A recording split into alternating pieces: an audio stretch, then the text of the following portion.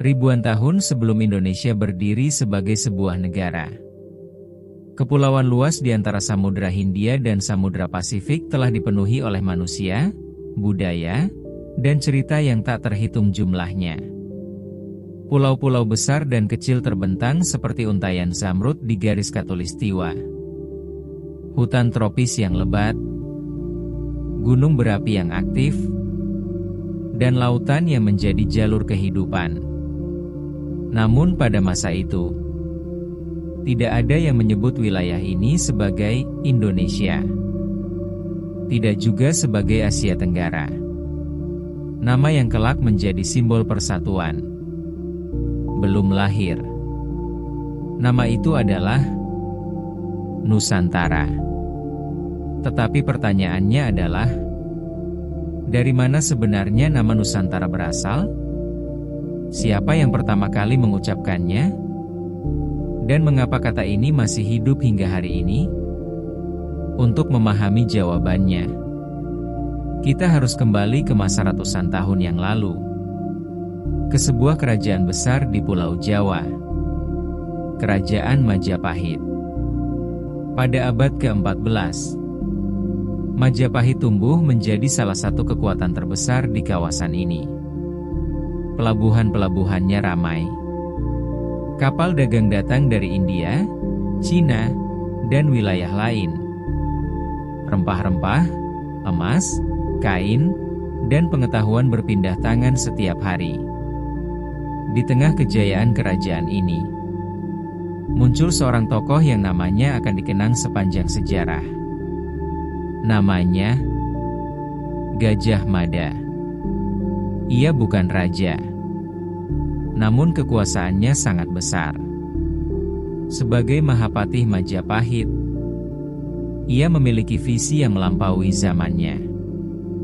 Ia tidak hanya memikirkan Jawa, tetapi seluruh kepulauan di sekitarnya. Pada suatu upacara pelantikan, Gajah Mada mengucapkan sumpah yang kemudian dikenal sebagai Sumpah Palapa. Ia bersumpah tidak akan menikmati kenikmatan duniawi sebelum berhasil mempersatukan wilayah-wilayah di luar Jawa. Dalam sumpah itu, ia menyebut sebuah istilah penting, Nusantara. Pada masa Majapahit, kata Nusantara memiliki arti khusus. Nusa berarti pulau. Antara berarti luar atau seberang. Bagi Majapahit, Nusantara merujuk pada pulau-pulau di luar pusat kerajaan di Jawa. Wilayah-wilayah jauh, yang berbeda budaya, namun terhubung oleh perdagangan dan laut. Konsep ini sangat revolusioner. Untuk pertama kalinya, kepulauan yang luas dipandang sebagai satu kesatuan geografis dan politik. Bukan sekadar pulau terpisah, tetapi jaringan peradaban. Kapal-kapal Majapahit berlayar jauh, menuju Sumatera, Kalimantan, Sulawesi, hingga Maluku. Setiap perjalanan membawa bukan hanya perdagangan, tetapi juga pengaruh budaya, bahasa, seni, agama, dan sistem pemerintahan mulai saling memengaruhi. Namun Nusantara bukanlah penaklukan semata. Seringkali hubungan dibangun melalui diplomasi, pernikahan politik, dan kerja sama dagang. Majapahit memahami bahwa laut bukan pemisah, melainkan penghubung. Seiring waktu, istilah Nusantara mulai dikenal luas. Para pedagang asing mendengar konsep ini dan memahami bahwa kepulauan ini memiliki identitas bersama. Meskipun berbeda kerajaan, ada rasa keterhubungan. Berabad-abad berlalu, Majapahit runtuh. Kerajaan baru muncul dan menghilang.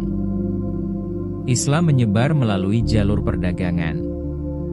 kolonialisme Eropa datang membawa perubahan besar, dan nama Nusantara perlahan jarang digunakan. Namun, ia tidak pernah benar-benar hilang.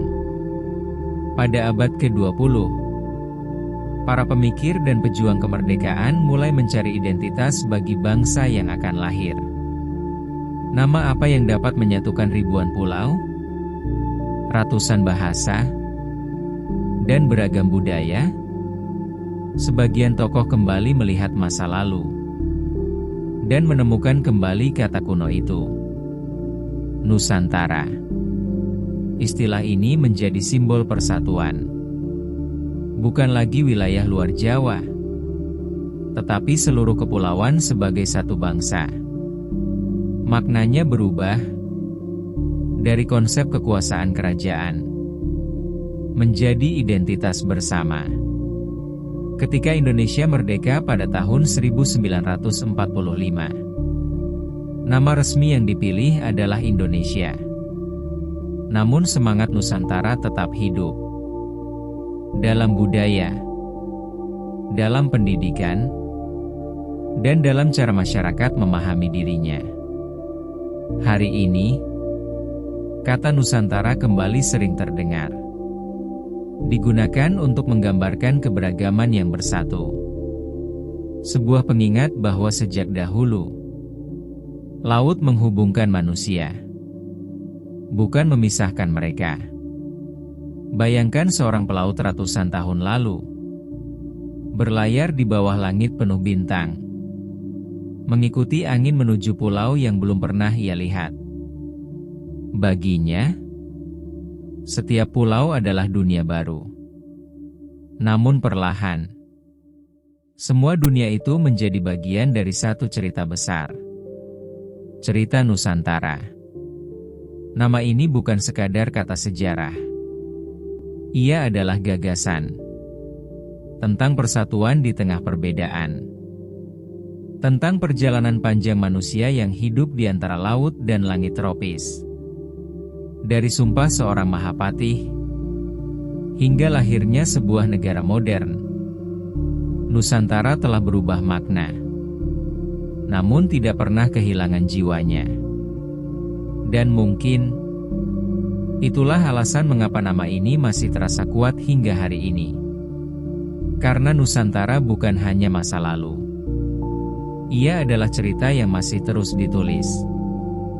Setiap pulau, setiap budaya, setiap generasi menambahkan bab baru dalam kisah panjang ini. Dan perjalanan sejarah masih jauh dari selesai.